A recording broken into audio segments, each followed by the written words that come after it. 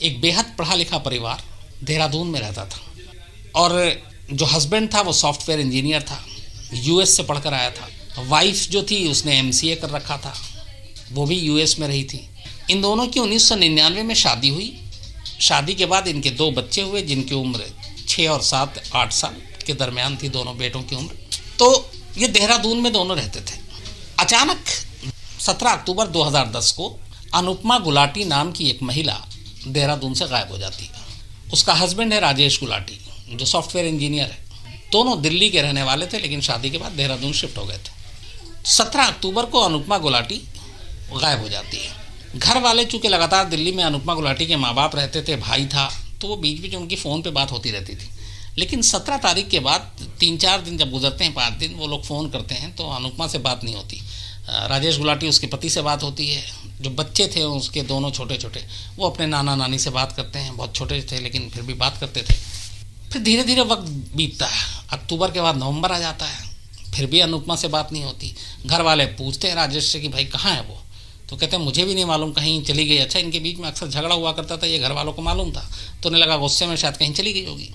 But वो लगातार phone करते हैं, उधर से एक ही जवाब देहरादून से कि पता नहीं वो कहाँ गई है, गुस्से में चली गई है। तो नवंबर बीत जाता है, अब दिसंबर आ जाता है।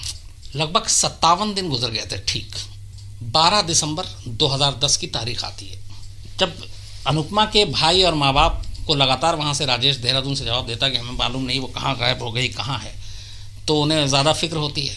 तो फिर अपनी बहन की तलाश के लिए अनुपमा गुलाटी का भाई एसके चौधरी देहरादून पहुँचता है 12 दिसंबर को। अनुपमा के गायब होने के 57 दिन के बाद वो जाता है, राजेश गुलाटी के घर पहुंचता है, उससे बातचीत करता है। बोलता कहाँ है, वो कहता है मुझे नहीं मालूम, वो गुस्से में हमारी लड़ाई हुई थी, उसके बाद से गायब है। तो कहता तुमने अब तक पुलिस में रिपोर्ट क्यों नहीं लिखी? तो उसने कहा कि इसलिए नहीं लिखा कि क्या पता लौट आई, ये है वो है। तो उसने कहा नहीं, अब 57 दिन हो गए, अब मुझे फिक्र हो रही है, तो चल के रिपोर्ट लिखाते हैं। तो जिस इलाके में ये रहते थे वहीं पर बराबर में एक पुलिस चौकी थी। तो राजेश गुलाटी कहता है अपने साले से कि ठीक है तुम नहा धो लो, उसका तैयार हो जाओ, फिर हम चौकी में चल के रिपोर्ट लिखाते हैं।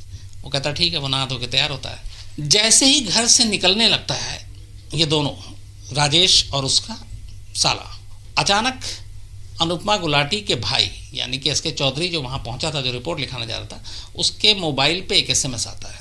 एसएमएस ये था कि भैया मैं अब आप सबसे बहुत दूर जा चुकी हूँ, मुझे ढूंढने की कोशिश मत करना। बस ये 2 लाइन का एसएमएस था कि भैया मैं आप सबसे बहुत दूर जा चुकी हूँ, मुझे ढूंढने की कोशिश मत करना। ये जैसे ही एसएमएस आता है, और वो नंबर अनुपमा गुलाटी का ही था, उससे पहले वो लगातार मोबाइल बंद, स्विच ऑफ। तो अनुपमा के भाई को शक होता है कि 57 दिन से मैं उसके पीछे उसको तलाश कर रहा हूँ, उसके बारे में पूछ रहा हूँ, तमाम रिश्तेदारों, ख़ानदान में, दोस्तों से हर जगह छान मारा, पूछ लिया, उसका कहीं पता नहीं चल रहा है। अब जब मैं पुलिस में रिपोर्ट लिखाने जा रहा हूँ, ठीक उसी वक्त ये एसएमएस क्यों आ रहा है? उसे एक शक होता है कि कुछ गड़बड़ है। वो एसएमएस राजेश गुलाटी को दिखाता है। राजेश गुलाटी एसएमएस देख के बहुत ही वेग सा रिएक्ट करता है, उसको कोई चौंकता भी नहीं है, उसे कुछ ऐसा भी नहीं है। वो कहता है कि ये ऐसे ही है, कहीं नहीं है, वो आ जाएगी, गुस्से में उसने लिखा होगा। और उसने कहा कि गुस्से में लिखा तो आज 57 दिन बाद क्यों, जब हम लोग पुलिस स्टेशन में रिपोर्ट लिखाने जा रहे हैं मिसिंग की। तो वो कुछ गोल मोल सा जवाब दे के टालने की कोशिश करता है। अनुपमा गुलाटी के भाई को शक हो जाता है। वो कहता नहीं अब तो पुलिस में रिपोर्ट लिखानी है। इसके बाद राजेश गुलाटी, अनुपमा गुलाटी का जो पति है, वो और ये दोनों पुलिस में जाके चौकी में रिपोर्ट लिखाते हैं कि अनुपमा गुलाटी 17 अक्टूबर 2010 से गायब है। 57 दिन हो चुके हैं उसको गायब हुए, उसका कोई सुराग नहीं मिल रहा।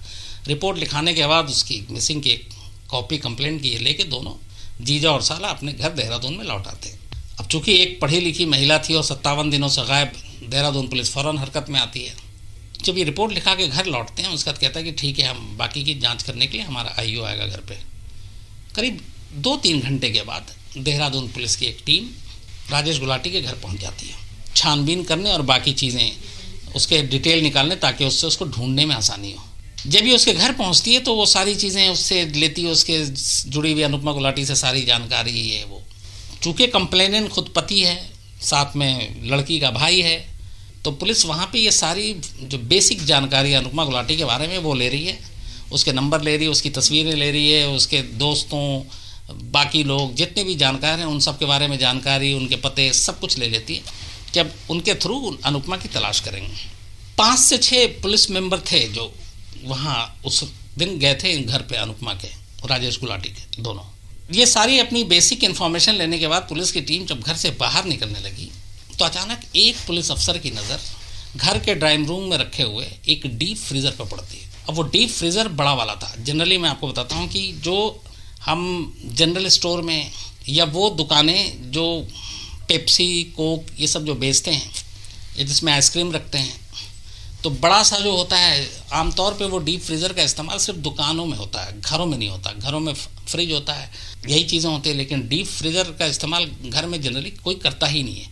और यहाँ पे चूँकि फैमिली में सिर्फ हस्बैंड वाइफ और 2 बच्चे, वो भी 5-7 साल के, तो उस घर में कोई ऐसी ज़रूरत नहीं ना इनका कोई ऐसा बिज़नेस की कोई चीज़ रखना है उसमें बहुत सारी चीज़ें जो ख़राब ना हो, तो वो भी कोई बैकग्राउंड नहीं। तो उस पुलिस अफसर की नज़र उस घर में रखे हुए डीप फ्रीज़र पर पड़ती जो बिल्कुल नया, बाहर से मतलब उसके कुछ स्टिकर तक नहीं हटे थे, बट डीप फ्रीज़र पे ताला लगा हुआ था। तो उस पुलिस अफसर को थोड़ा अजीब सा लगता है कि एक घर में और फ्रिज भी है, तो कहता है इस घर में फ्रिज के ऊपर भी नज़र पड़ी और डीप फ्रीज़र पे भी पड़ी। तो उसने कहा कि ये घर में डीप फ्रीज़र कैसे? तो अपने सीनियर की तरफ इशारा करता है उस डीप फ्रीज़र को दिखाकर। तो सीनियर भी चौंकता है कि ये क्या है, डीप फ्रीज़र घर में क्यों? उसको अजीब लगता है। तो वो पास जाके डीप फ्रीज़र को चेक करते हैं तो देखते हैं ऊपर ताला लगा हुआ। तो वो पूछते हैं कि पहला तो बेसिक यही होता है कि ये डीप फ्रीज़र क्यों? तो जैसे डीप फ्रीज़र का तरफ पुलिस जाती है और नाम वाम पूछती है, पहली बार राजेश गुलाटी जो अब तक एकदम अपने बहनों साले के साथ एकदम कॉन्फिडेंटली सारे इस चीज़ों का जवाब दे रहा था, सब बता रहा था, वो घबरा जाता है। अब पुलिस की नज़र पार की, देखा गया अभी अचानक घबरा रहा है, इसके पसीने छूट रहे हैं। तो कहता चाबी तो इसको खोल के दिखाओ, इसमें है क्या? बोला नहीं कुछ नहीं है। फिर वो थोड़ा ड्रामा करता है कि इसकी चाबी पता नहीं कहाँ है। फिर ये भी कहता है कि चाबी ये सब अनुपमा रखती है। पर पुलिस वाला कहता है उसको गायब हुए 57 दिन हो गए, लेकिन ये डीप फ्रीज़र देख कर लग रहा है कि ये अभी हाल में ख़रीदा गया है। तो उस तरीके से पुलिस उसको ग्रिल करती है, मजबूरी में वो उसको चाबी दे देता है। अब पुलिस वाले ताला खोलते हैं, इधर ताला खोल रहे हैं, इधर राजेश गुलाटी की हालत ख़राब, काँप रहा है एक तरह से। पुलिस वालों को पूरा शक हो जाता है कि कुछ ना कुछ गड़बड़ है। उसका ताला खोलते हैं, जब पुलिस वाला झांक के देखता है ढक्कन हटाकर, तो उसमें छोटे छोटे काले रंग के अनगिनत पॉलीथीन के बैग, छोटे छोटे पॉलीथीन इतने इतने बड़े, और हर पॉलीथीन भरा हुआ। अब भी कुछ समझ में नहीं आया कि ये क्या है। और एकदम डीप फ्रीज़र फुल उस पर ऑन, और वो सारे एकदम जमे हुए आइस से। एक पॉलीथीन दूसरे पॉलीथीन से भी एकदम वो है। तो एक पॉलीथीन को किसी तरह से एक पुलिस वाला बाहर निकालता है, छोटा सा। जब वो बाहर निकालता है तो वो बिल्कुल पत्थर जैसा पॉलीथीन बाहर निकाल के उसको चेक किया जाता है। तो कुछ चीज़ें लाई जाती हैं नुकीली, जिससे थोड़ा पत्थर को, चूँकि वो आइस जमा हुआ था, तो जैसे जैसे वो उस आइस को तोड़ते हैं और आइस पिघलने लगता है, उसमें से एक मांस का टुकड़ा दिखाई देता है। अब वो जैसे ही टुकड़ा दिखाई देता है तो उस मांस के टुकड़े को देख के समझ में नहीं आता कि ये किसका है। तो वो पहले ये होता है कि पता नहीं, हो सकता है मटन कुछ रखा हो घर में, लेकिन उन्हें डाउट होता है कि ये क्यों घबरा रहा है। इसके बाद दूसरे पॉलीथीन को निकाला जाता है। जब दूसरे पॉलीथीन को निकाला जाता है तो उसको भी फिर तोड़ा जाता है, जो कि जमा हुआ था। फिर उसके अंदर से एक और मांस का टुकड़ा निकल आता है। इसके बाद तीसरे पॉलीथीन को निकाला जाता है। तीसरे पॉलीथीन को जब खोला जाता है तो उसमें मांस के टुकड़े के साथ इंसानी उंगलियां दिख रही थी। तो जैसे ही वो उंगली दिखती है, वो सारे पुलिस वाले, एक तो वो सहम जाते। देहरादून बड़ा पीसफुल शहर है, वहाँ इस तरह के क्राइम व्राइम होते नहीं है, तो पुलिस के लिए भी ये बड़ा डराने वाला, दहलाने वाला। तो जितने पुलिस वाले थे उन सब के रोंगटे खड़े हो जाते हैं। और अब तक जिस पॉलीथीन को बड़े आराम से पकड़ के और रख रहे थे और बर्फ़ हटा रहे थे, उसके बाद वो पॉलीथीन को हाथ लगाने से भी उनकी हालत ख़राब हो रही थी। तो जैसे ही वो उंगली दिखाई, पुलिस वाले समझ गए कि कहानी क्या है। उधर राजेश गुलाटी इतनी देर में समझ गया कि अब उसका भांडा फूट चुका है। पुलिस वाले ने सीधे राजेश गुलाटी को पकड़ा। वो चूँकि पढ़ा लिखा, बहुत सॉफ्टवेयर इंजीनियर, तो ऐसे जो पढ़े लिखे ये सब लोग होते हैं, बहुत दिल और दिमाग से बड़े नाजुक होते हैं, हार्डकोर टाइप के नहीं होते हैं, तो बहुत जल्दी टूट जाते हैं। तो पुलिस वाले ने जब बताया कि ये क्या है, ये कौन है, तो वो फिर रोने लगता है। और बिना किसी ज़्यादा कोशिश के वो उसी घर में फूट फूट के रोते हुए उसी डीप फ्रीज़र के सामने वो इकरार जुर्म करता है और कहता है कि ये अनुपमा गुलाटी है, उसकी वाइफ, और उसने उसे मारा। अब यहाँ तक तो ये कहानी थी। इसके बाद फिर पुलिस उसको फ़ौरन थाने ले जाती है। फिर बाकी फॉरेंसिक की टीम आती है, पूरा डीप फ्रीज़र में से पॉलीथीन निकाला जाता है। तब उस वक्त उस पॉलीथीन की करीब उसमें 30-35 पॉलीथीन बचे हुए थे। फिर पुलिस स्टेशन में वो अपनी पूरी कहानी सुनाता है। वो जो कहानी थी, वो जैसे जैसे सुना रहा था, पुलिस वाले के होश उड़ते जा रहे थे। तो कुल मिला के कहानी जो उसने सुनाई, तो वो कहानी अब मैं आपको उसके पहले क्या बताता हूँ कि हुआ क्या था। जो राजेश गुलाटी के मुताबिक इन दोनों की शादी 1999 में हुई थी अनुपमा गुलाटी से। दोनों दिल्ली में रहते थे और लव मैरिज किया था इन्होंने। तो राजेश गुलाटी की अनुपमा गुलाटी से शादी होती है। उसका इसी दौरान में ये एमसीए की पढ़ाई कर रही थी। तो अनुपमा गुलाटी की एमसीए की पढ़ाई पूरी हो जाती है, दोनों यूएस चले जाते हैं। यूएस में, और ये चूँकि सॉफ्टवेयर इंजीनियर था, वहाँ जॉब कर रहा था।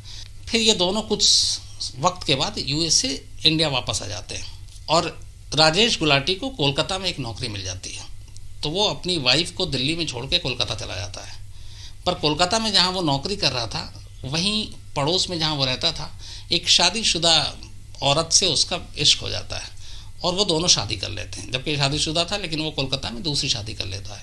ये बात अनुपमा को पता चल जाती है। वहीं से इन दोनों के रिश्तों में कड़वाहट आती है। हालांकि तब तक इनके 2 बच्चे हो गए थे, सब बेटे छोटे छोटे थे, 2-3 साल के। तो इनकी शादी के बाद ये कड़वाहट आ गई, लड़ाई शुरू हो गई। उधर कोलकाता में फिर ये जब सारा भांडा फूट जाता है, जो दूसरी बीवी थी उसके साथ भी झगड़ा होता है। फिर वो उस दूसरी बीवी को छोड़ देता है और डॉक्टर राजेश गुलाटी वापस दिल्ली आता है। अनुपमा गुलाटी को मनाता है, सिखाता है, क्योंकि इन दोनों का लव मैरिज था। तो वो भी फिर ये कि अब ये बदल गया, अब ये वापस नहीं जाएगा, वो भी मान जाती। फिर दोनों एक साथ रहना शुरू कर देते हैं। फिर ये होता है कि चलो अब हम इन सारी चीज़ों से दूर एक नई ज़िंदगी शुरू करेंगे, तो उसके लिए एक नए शहर में चलते हैं। तो ये दोनों देहरादून पहुंच जाते हैं दिल्ली से। देहरादून में अपना घर वर लेकर वहीं रहने लगते हैं। बच्चे का एडमिशन वहीं करा देते हैं। लेकिन उस हादसे के बाद से ये होता है कि पति पत्नी के बीच में अक्सर झगड़ा होता है, और जब भी झगड़ा होता तो वो कोलकाता वाला जिक्र ज़रूर करती है अनुपमा गुलाटी। तो डेली का ये रूटीन बन गया इन दोनों के बीच में झगड़े का। तो इसके बाद कई बार हाथापाई हुई। हाथापाई के बाद मामला फिर पुलिस तक पहुंचा और अनुपमा गुलाटी ने पुलिस में कंप्लेंट लिखाई। फिर मामला कोर्ट में गया और उस कोर्ट से ये हुआ कि ठीक है, बच्चे चुके थे, दोनों अलग अलग नहीं रहना चाहते थे, तो एक ही छत के नीचे रहेंगे। लेकिन कोर्ट ने कहा कि आप हर महीने 20,000 रुपये अनुपमा को घर का खर्च चलाने के लिए पैसे देंगे। तो ये हर महीने डॉक्टर राजेश गुलाटी उसको पैसे देता था। लेकिन फिर धीरे धीरे राजेश गुलाटी का कहना था कि अनुपमा की डिमांड बढ़ती गई। वो कहती नहीं, 20,000 में घर नहीं चलता, 30, 40, 50, और उसको लेके घर में झगड़ा चलता। लेकिन दोनों एक ही छत के नीचे रहते और डेली लड़ते, डेली सब कुछ होता और फिर साथ ही रहते। 17 अक्टूबर 2010 को राजेश गुलाटी ऑफिस से घर आता है। उसके बाद घर आता है तो फिर घर में वही थोड़ी देर के बाद लड़ाई शुरू हो जाती है। लड़ाई शुरू हो जाती है तो राजेश गुलाटी का कहना था कि उस दिन धक्का मुक्की हो जाती है। तो अनुपमा गुलाटी उसे धक्का देती है, पलट के ये भी धक्का देता है। तो इसका कहना है कि मैंने उसको इतनी ज़ोर से धक्का दिया कि उसका सर जो बेड है उसके कॉर्नर से जाके लग जाता। तो जैसे ही बेड कॉर्नर से लगता है तो वो चोट गहरा था, इसलिए वो गहरी चोट लगने के बाद अनुपमा गुलाटी नीचे गिरती और बेहोश हो जाती है। डॉक्टर राजेश गुलाटी को लगता है कि ये शायद मर गई है, तो वो घबरा जाता है। फिर उसका कहना था कि उसने देखा कि नहीं उसकी सांस चल रही है। उसको लगा कि अब अगर ये ज़िंदा है और इसने फिर पुलिस में चली गई तो मैं जेल चला जाऊँगा। तो वो फिर घर के अंदर कॉटन रखा हुआ था बहुत सारा, वो कॉटन लाता और वो सारे कॉटन अनुपमा गुलाटी के मुंह में डाल देता है और तब तक मुंह को दाबे रखता है जब तक कि अनुपमा गुलाटी की सांसें टूट नहीं जाती, वो मर नहीं जाती। तो ये तो पहला पार्ट हो गया। उसके बाद वो मर जाती है अनुपमा। अब चूँकि ये सब कुछ अचानक हुआ, कोई प्लान नहीं था, एक्सीडेंटल उसके हिसाब से धक्का दिया, सर में चोट लगी, वो बेहोश हुई। उसके बाद इसे डर लगा कि जेल चले जाएंगे। फिर उसने कॉटन लाया और उसके मुंह में डाला और उसका एक तरह से दम घोट के उसको मार दिया। थोड़ी देर के बाद, अब चूँकि बच्चे छोटे थे दोनों, वो दूसरे कमरे में थे, तो अब इसे एहसास हुआ कि ये तो उसके हाथ से खून हो गया, तो अब क्या करें। उसने वो बॉडी उठाई, डेड बॉडी, और उठा के ले जाके बाथरूम में रख दी और बाथरूम को बंद कर दिया। इसके बाद अब वो सोच रहा था कि इस डेड बॉडी को कैसे ठिकाने लगाएं। तो देहरादून से उसके दिमाग में ये था कि देहरादून से मसूरी की तरफ चलते हैं और रास्ते में चूँकि खाई है तो कहीं भी गाड़ी रोक के डेड बॉडी को फेंक देंगे। लेकिन घर से डेड बॉडी को बाहर तक कैसे ले जाएं, घर से डेड बॉडी को कार तक कैसे ले जाएं, ये मुश्किल काम था। क्योंकि जिस जगह पे घर था वहाँ से वो बाहर अगर हाथ से लेकर जाता बोरी में या किसी भी चीज़ में, तो कोई भी पड़ोसी देख लेता और डाउट हो जाता। तो ये सारी उधेड़ बुन में 2 दिन निकल गए। हाँ, 17 अक्टूबर को इसने कत्ल किया, 18 और 19 2 दिन निकल गए, क्योंकि उसे मौका नहीं मिला डेड बॉडी को ठिकाने लगाने का। अब उसे डर हुआ कि 2 दिन से बाथरूम में लाश पड़ी हुई है, अगर ये फिर इसमें से बदबू आने लगेगी तो पड़ोसियों तक जाएगी, भेद खुल जाएगा, तो क्या करे। तो 19 तारीख को रात को इसको ये एक आइडिया आया। और वो आइडिया कहाँ से आया, एक फिल्म से। चूँकि जिस लैपटॉप में ये काम करता था, उस लैपटॉप को जब पुलिस ने रिकवर किया तो उसके हार्ड डिस्क में एक ही सिर्फ मूवी थी, और वो मूवी थी the silence of the lamps. 1991 में ये फिल्म आई थी, जो एक साइको किलर भी थी। वो लड़कियों को किडनैप करता था, फिर उन्हें मारता था और फिर उन्हें टुकड़े कर देता था। तो ये बहुत ही हिट मूवी है साइलेंस ऑफ द लैम्प्स। तो वो वहाँ से इंस्पायर हुआ। ये बाज़ार गया 20 अक्टूबर को, वहाँ से इसने एक डीप फ्रीज़र ख़रीदा। डीप फ्रीज़र जो मज़दूर लेकर आया अपने सामने, इसने घर में रखवाया। उसके बाद फिर ये बाज़ार गया और जब भी जाता था अपने बच्चों को, दोनों बेटों को लेकर जाता था, छोटे छोटे थे। उसके बाद जाके उसने एक आरी ख़रीदी अलग दुकान से। एक दुकान से इसने स्टोन कटर ख़रीदा, वो जो पत्थर काटने की जो मशीन होती है, और एक दुकान से हथौड़ा लिया। तो 3 दुकान से इसने, हालांकि एक ही दुकान में तीनों चीज़ मिल सकती थी, पर उसने 3 अलग अलग दुकानों से लिया।